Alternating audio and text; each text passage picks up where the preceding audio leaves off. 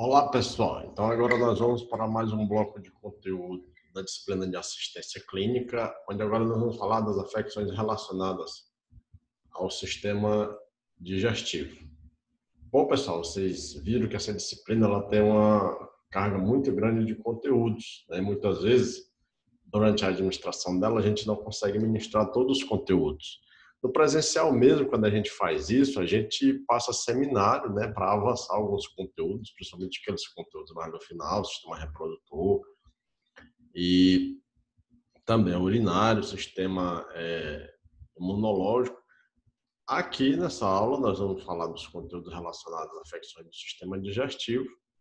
É uma aula grande, ela vai se tornar um vídeo grande, eu vou fragmentar ele em dois momentos, para que não fique muito enfadonho quando vocês forem assistir. Então, vamos dar início ao comentário das diversas particularidades do conteúdo. Então, vamos aqui. Afecções do sistema digestivo. Vou diminuir um pouquinho mais aqui. Olha lá. Então, vocês viram que a assistência clínica ela nada mais é do que a aplicação dos conhecimentos relacionados à anatomia, relacionados a fundamentos de enfermagem, na parte prática dos diversos sistemas que compõem o organismo.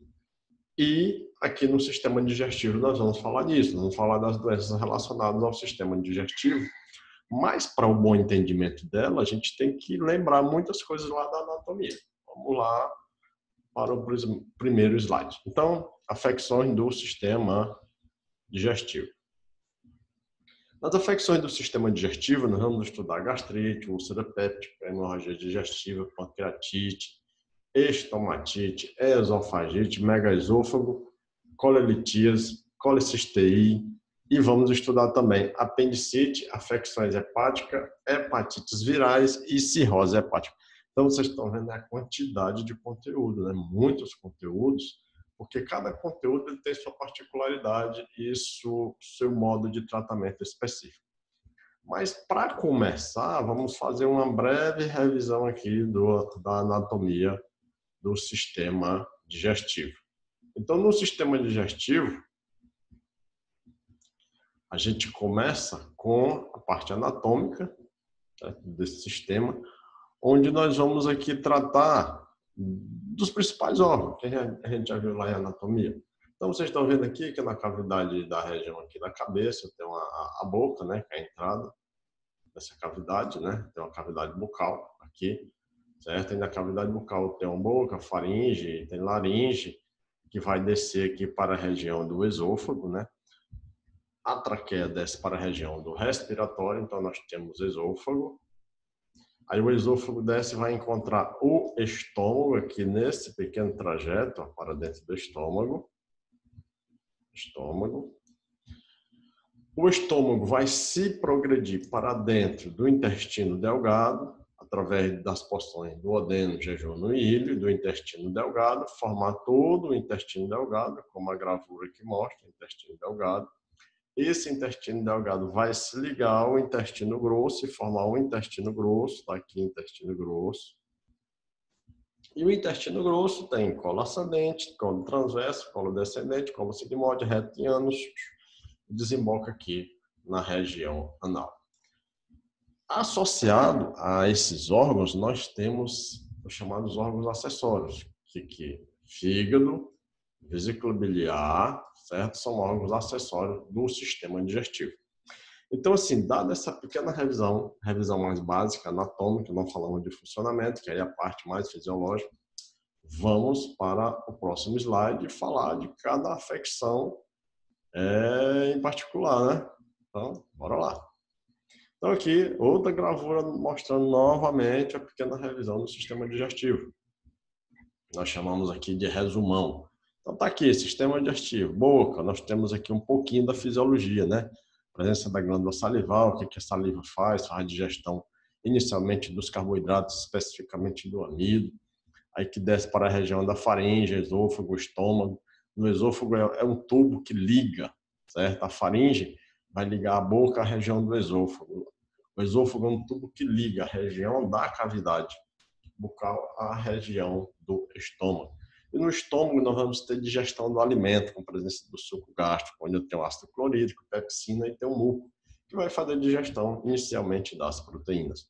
Esse estômago vai se transmitir, vai se perpetuar, vai se prolongar e vai se encontrar um intestino delgado, onde eu vou ter a maioria de absorção dos nutrientes e como também digestão de proteínas, digestão de carboidratos que não ocorreu lá na região da cavidade bucal. O intestino delgado vai se ligar a saber, o intestino delgado é formado por 3 porções, duodeno, jejum e íleo. O intestino delgado vai se ligar ao intestino grosso, onde no intestino grosso nós vamos ter especificamente a absorção de água e a formação das fezes para serem eliminadas lá na região do reto. O pâncreas vai produzir suco pancreático, que vai ser lançado para ocorrer a digestão dos micronutrientes, e o fígado vai produzir a bile, né, que vai ser lançado dentro da vesícula biliar, que vai ajudar no emulsionamento das gorduras. Então, tá aí a revisão básica, anatômica e fisiológica do sistema digestivo e vamos continuar com a explanação do conteúdo. A primeira afecção do sistema digestivo que nós vamos falar é a gastrite. Gastrite, pessoal, ela nada mais é do que uma irritação, ela nada mais é do que uma irritação da mucosa do estômago. Tá aqui. Uma irritação da mucosa do estômago. Essa irritação ela é provocada pelo próprio suco gástrico que é produzido aqui na região do estômago, que nos protege de determinadas bactérias e ajuda no processo digestivo. Só que a alimentação errônea, o excesso de determinados alimentos que são de difícil digestão ou o consumo exagerado de determinados alimentos ácidos, de bebidas, de coisas que são irritantes para a mucosa aqui do estômago, vão propiciar para o surgimento da gastrite. A gastrite ela não surge do dia para a noite, ela tem um processo de evolução. E hoje sabe-se que existe também a presença de uma bactéria que propicia mais ainda para o surgimento dessa irritação e até a culminação, né, de um úlcera. Então, vamos continuar. Definição de gastrite. O que é gastrite? Gastrite é uma inflamação do revestimento mucoso do estômago. Então, vocês estão vendo aqui que é um processo inflamatório, né? Do revestimento da mucosa do estômago. Como vocês sabem que o processo inflamatório ele é desencadeado por um fator, quem que desencadeia o processo inflamatório na gastrite? São os fatores injuriantes, como eu falei para vocês. O próprio ácido clorídrico, que é produzido em excesso por conta de determinados fatores. Então tá aqui, a mucosa do estômago oferece resistência à irritação e normalmente pode suportar um elevado conteúdo de ácido. Isso naturalmente, mas chega um determinado momento que essa mucosa ela perde sua proteção natural e passa a ser irritada pela própria presença do ácido. A etiologia, quando a gente fala de etiologia relacionada a alguma doença, nós estamos falando de causas. Então, quais são as causas? Hábitos dietéticos errados, consumo excessivo de alimentos gordurosos, consumo excessivo de alimentos ácidos, uso exagerado de bebidas alcoólicas, que são extremamente ácidas, a rápida mastigação, porque a mastigação ela vai triturar em parte os alimentos para diminuir a sobrecarga do estômago.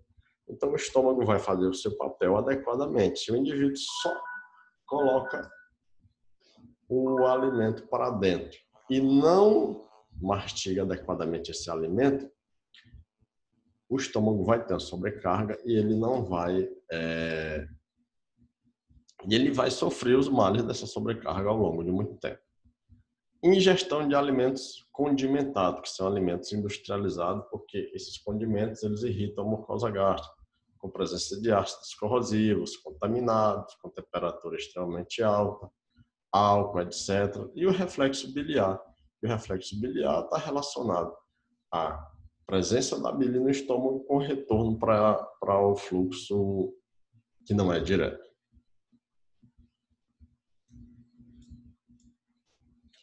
Então, vamos continuar.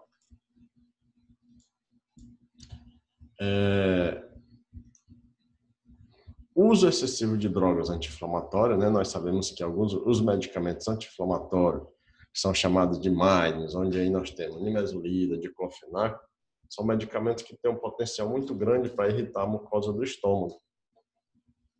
E os distúrbios como uremia, choque, lesões do sistema nervoso central, cirrose hepática, hipertensão hepática, tensão emocional e prolongada, todos eles são fatores condicionantes e determinantes da presença da gastrite. Então, nós temos os tipos de gastrite: gastrite bacteriana e gastrite por estresse. A gastrite bacteriana, ela segue normalmente a infecção por um agente chamado Helicobacter pylori, como eu falei para vocês. Essa bactéria, ela prolifera-se no estômago e produz uma região extremamente irritante e ácida para o estômago. A gastrite aguda por estresse. O tipo mais grave de gastrite é provocado por uma doença ou lesão grave de aparecimento rápido. A lesão pode não afetar o estômago, tá certo?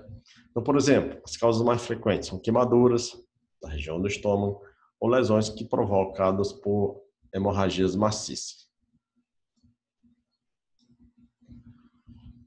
Esses tipos de gastrites, eles vão se caracterizar da seguinte forma, né? Nós vamos ter gastrite erosiva, gastrite viral, eosinófila, atrófica, menétrica, gastrite de células pancreáticas. Então, vocês estão vendo que, de acordo com a causa, eu vou ter vários tipos de gastrite.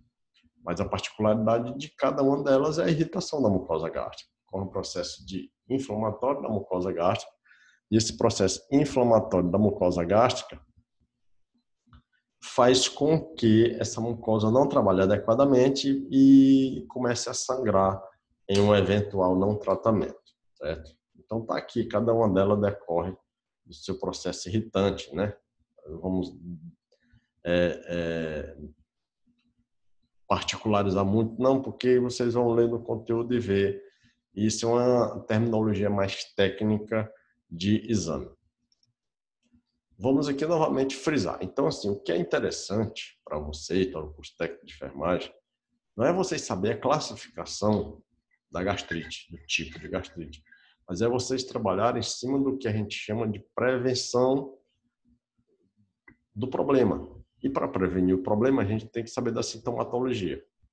Quais são as sintomatologias? Vômitos, queimação no estômago. Essa aqui é uma das sintomatologias mais características da gastrite, a presença a sensação de queimação no estômago. Essa queimação, ela se deve por conta do ácido clorídrico estar agredindo as paredes do estômago. O estômago está com sua proteção a nível de mucosa deficitária, por conta de, ao longo de anos e anos, ter sido irritada. E essa proteção, como ela não existe de modo eficiente, o ácido clorídrico está agredindo a mucosa do estômago. Então, o indivíduo alimenta-se, esse alimento, quando presente no estômago, não sofre o processo digestivo adequado, e o indivíduo tem a sensação de queimação no estômago. Dores no estômago, decorrente dessa injúria do ácido. A falta de apetite, porque inconscientemente o indivíduo vai associar o fato de se alimentar, sentir mal-estar, certo? No estômago e dor. Algumas vezes presença de sangue no vômito e muitas vezes fezes muito escura. Então são os principais sintomas da gastrite. E esse agente aqui, né, essa bactéria aqui, dentro das diversas classificações das gastrites que nós falamos, é a bactéria chamada Helicobacter pylori. É aquela que você, quando faz o exame de endoscopia digestiva, é feito um testezinho de urease, se esse teste é positivo, então você tem a presença do H. pylori, chamado, ou da Helicobacter pylori no seu estômago. Então, esse Helicobacter pylori, ele cria um ambiente propício para o desenvolvimento e irritação da mucosa do estômago, desenvolvendo assim uma gastrite. Então tá aqui, ó, o teste de urease. Quando você faz a endoscopia, você vai fazer um teste de urease, que ele pode estar não reagente ou reagente. Quando ele dá reagente é porque ele está rosinho, certo? E o teste de urease, ele identifica a presença do Helicobacter pylori no seu estômago como um dos agentes desencadeantes e condicionantes do processo de gastrite.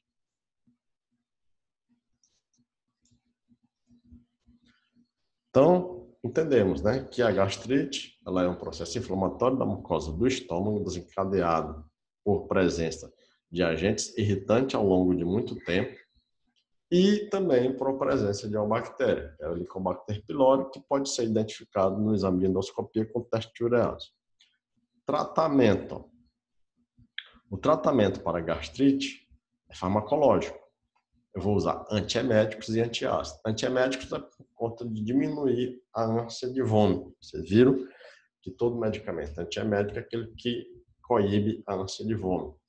E também como regime dietético. Muitos especialistas tratam a infecção por Helicobacter pylori se provocar sintomas, né? Então, assim, um dos medicamentos no mercado, por isso que eu trouxe para vocês aqui, é o Pylori PAK, porque ele vai associar um antibiótico, ele vai associar um ou dois antibióticos, né, e um antiácido.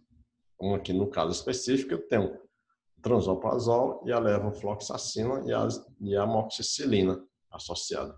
Então, esses dois antibióticos com potencial para matar o Helicobacter pylori, e esse aqui para diminuir a secreção ácida pelas células do estômago, da mucosa do estômago.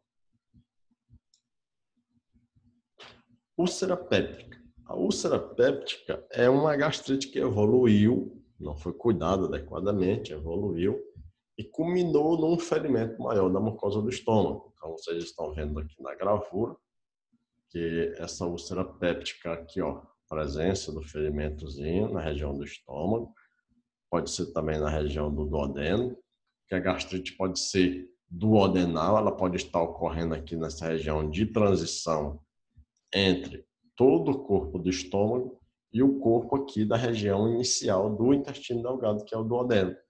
Por isso que alguns exames de endoscopia dizem gastrite de antro duodenal, porque ela está ocorrendo aqui nessa transição, certo? A mucosa do estômago aqui, ela é protegida naturalmente contra o próprio ácido que está presente aqui, mas a mucosa do duodeno não é. Então, não deixa de alguma quantidade de ácido passar dessa região para essa região aqui e terminar desencadeando um processo de irritação aqui no duodeno.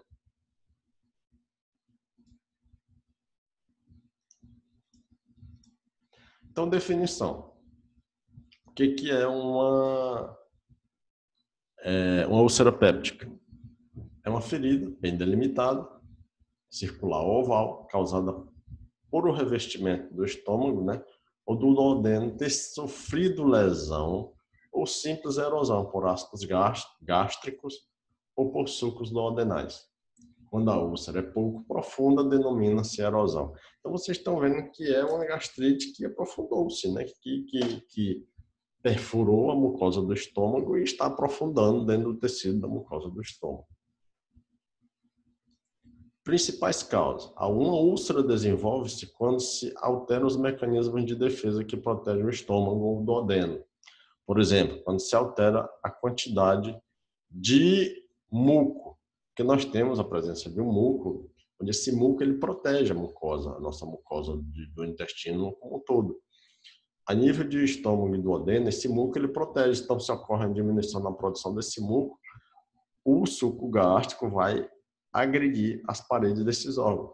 Agredindo as paredes desses órgãos, com a presença da Helicobacter pylori, então começa a ocorrer todo o processo erosivo associado a uma alimentação ineficiente e associado a hábitos alimentares errôneos relacionados à gastrite. Diagnóstico. O diagnóstico é endoscópico, igual também ao diagnóstico da gastrite. Exame de endoscopia. Como é que é feito esse exame de endoscopia? O exame de endoscopia é feito da seguinte forma: é introduzida a fibra óptica para a região bucal. Essa fibra óptica passa por toda a cavidade aqui, esôfago, e vai até a região do estômago. E aqui na região do estômago, ela vai filmar a mucosa do estômago. E filmando a mucosa do estômago, vai visualizar a presença de um processo erosivo, certo? A feridazinha lá. E aí o médico vai ter um diagnóstico da gastrite. E como é que ele faz o teste de urease? Porque essa mucosa ela coleta um pouco do líquido aqui do estômago para fazer a análise. em laboratório. Então, o exame de endoscopia é feito dessa forma, né?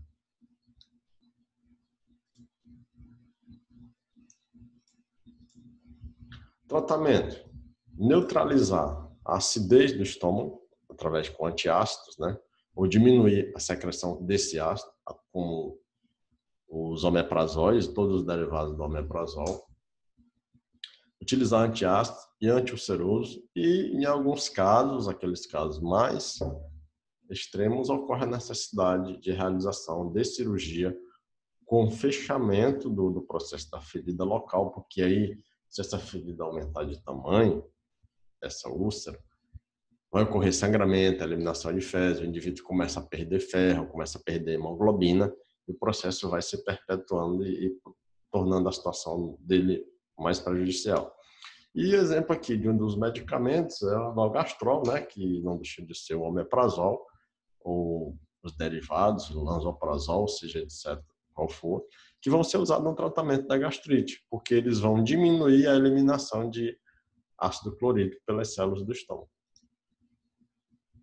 Agora vamos falar de outro item que também está relacionado, pega gancho juntamente com isso, que é a gastrite, que é a hemorragia digestiva. A hemorragia digestiva, ela pode ser condicionada por presença da úlcera péptica, mas pode ter outras causas também. Vamos lá para o conceito, né? Então, o conceito diz assim: o que é hemorragia? Hemorragia é qualquer sangramento, pessoal. Então, sangrou, o sangue saiu de dentro da cavidade normal do organismo, é uma hemorragia. Digestiva, porque ela vai ocorrer no sistema digestivo.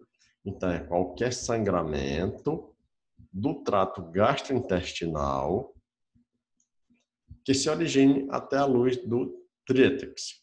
Então, essa região trítex é onde termina o sistema digestivo.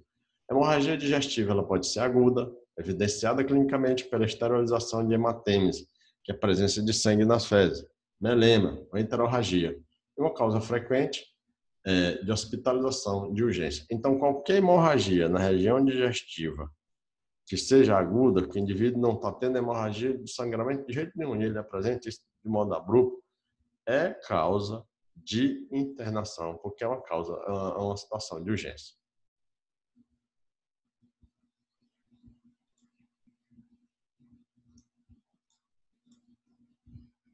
Definição. Então vamos lá para a definição. É a perda de sangue maciça e rápida devido a algum trauma. A maioria das causas relaciona-se a afecções que podem ser curadas ou controladas, podendo não ser grave, mas é importante localizar a fonte do sangramento, que pode ser proveniente de qualquer área do sistema digestivo. Isso é muito evidente. Então, a hemorragia digestiva, ela pode ser proveniente de qualquer área do sistema digestivo. O nosso sistema digestivo começa na cavidade bucal ou até a região anal. Se o indivíduo está eliminando sangue pela região anal, a análise desse sangue vai dar um sinal de onde que ele está saindo. Então, por isso que é interessante o entendimento. E não é normal eliminar sangue pelas fezes ou simplesmente o sangue vivo pela cavidade anal. Então, o sangramento do estômago. O estômago é o ponto mais frequente de hemorragia causada por úlceras. O álcool, medicamento contendo ácido acetilsalicílico, podem desenvolver uma úlcera gástrica quando forem usados de modo excessivo e abusivo. Então tá aqui, né, mostrando o ângulo de Treix, esse ângulozinho aqui, né, tá aqui, porque ele traça uma linha direta entre a região aqui inicial do intestino grosso de localização do apêndice vermiforme até o ângulo aqui do fundo da parede lateral esquerda do estômago. E esse ângulo aqui é então toda a porção do intestino. Então vamos lá. As manifestações desse problema: dor epigástrica, náusea, vômito, febre, ascite. Ascite, para quem não lembra, é o aumento do volume abdominal, né? A famosa barriga d'água. Hematemes, que é a presença de vômito com sangramento, podendo ser vermelho, brilhante ou de cor borra de café, quando a hemoglobina sofre alteração no estômago. Então, assim, é muito interessante vocês saberem disso, que todo sangramento a nível de região anal, quando ele é eliminado pela região anal, deve ser analisado. Se o sangue for vivo, rutilante, aquele sangue está vindo bem próximo da região anal. Mas se aquele sangue ele sair um sangue digerido, tipo borra de café, aquele sangue ele está vindo lá de regiões mais acima do sistema digestivo e ele já foi um sangue digerido. Como também aqui a presença de melena, né? Fezes com sangue de cor enegrecida e fétida. Não raro o sangramento digestivo alto, expressa-se através de enterorragia. Então, todas as vezes que vocês técnicos de enfermagem presenciarem presença de eliminação de sangue nas fezes, observe a coloração do sangue. Se esse sangue for vermelhinho, vivo, rutilante, está vindo da região próxima do ânus. Pode ser um sangramento hemorroidal, por exemplo. Se ele estiver vindo sangue enegrecido, com aspecto que já foi digerido, ele está vindo lá do sistema digestivo, pode estar vindo do sistema digestivo, ou pode estar vindo de alguma região do sistema digestivo delgado, né, do intestino delgado, ou pode estar vindo de alguma região do intestino grosso, mais superior, que já sofreu o processo de digestão. E o diagnóstico desse problema? O objetivo do diagnóstico é identificar e estancar com rapidez o sangramento, visto como toda hemorragia ela deve ser imediatamente estancada. O sangramento deve ser imediatamente parado, seja hemorragia externa, certo? Ou seja hemorragia interna. Mas para eu parar o sangramento, eu tenho que saber de onde é que ele está saindo. Então existe uma coisa chamada de endoscopia, que é o método de escolha para a avaliação do trato digestivo superior. Permite determinar a presença de sangramento ativo ou recente. Então, continuando, vamos falar agora de pancreatite. A pancreatite, a definição, certo, de pancreatite aguda, é definida como um processo inflamatório do pâncreas. Então, assim, todas as vezes que o pâncreas desenvolve um processo inflamatório, esse processo é chamado de pancreatite. As principais causas. As principais causas de pancreatite são presença de pedras na vesícula que se deslocam e impedem o escoamento das substâncias presentes no pâncreas. Então, assim, a vesícula está recheada de pedras, essas pedras se deslocam para alguma região e impedem o deslocamento do suco pancreático para dentro do intestino delgado. Ingestão excessiva e abusiva de álcool, porque o álcool ele sobrecarrega o funcionamento do fígado e do pâncreas e de alguns medicamentos, como corticosteroide, imunodepressores e tumores que obstruem os canais do pâncreas. A presença de traumatismo pancreático e os níveis elevados de colesterol e fatores genéticos. Então, essas são as principais causas dos processos inflamatórios que o pâncreas vai sofrer. Mas os mais comuns, pessoal, os mais recorrentes, que aparecem com mais frequência, são aqueles relacionados à alimentação e o consumo excessivo e abusivo de álcool.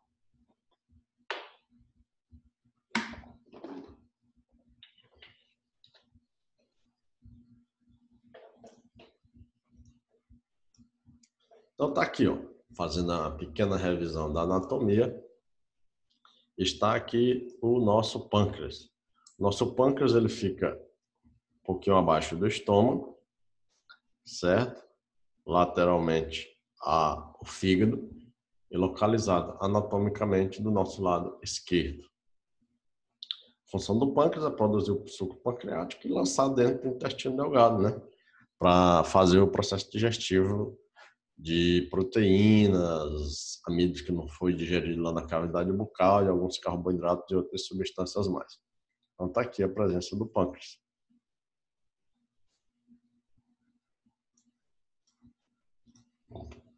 Fisiopatologia, quer dizer, como é que a coisa ocorre. Um cálculo impede o fluxo da bile e do suco pancreático para o duodeno, favorecendo a penetração de elementos irritantes para o tecido pancreático, que desenvolve a resposta inflamatória. Então, é assim o começo de uma pancreatite, onde o fator etiológico é o cálculo. Manifestações clínicas. Primeiramente, pode destacar a dor severa, que se inicia subitamente na região epigástrica. Região epigástrica, essa região bem aqui, ó, a regiãozinha da boca do estômago do indivíduo, que é chamada de epigástrica. Após excesso de ingestão alimentar ou de bebida alcoólica, irradia para o rebordo costal, piorando ao andar ou ao deitar.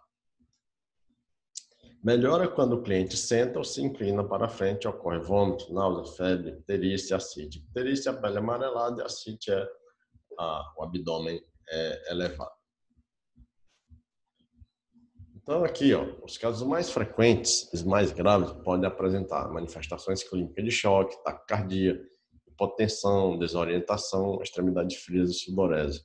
E o diagnóstico da pancreatite é feito da seguinte forma, né? É indispensável a realização de exames complementares, como o exame de sangue, onde é avaliada a dosagem da enzima amilase sérica, leucocitose e a glicemia. Porque se vocês não lembram, o que o pâncreas produz? Insulina. Então, se o pâncreas está com problema em lançar o seu conteúdo pancreático dentro do intestino delgado, os níveis de glicose tendem a aumentar. Os exames radiográficos mais solicitados são raio-x do abdômen, tórax, ultrassom abdominal, tomografias computadorizadas e outros. Então, dando continuidade.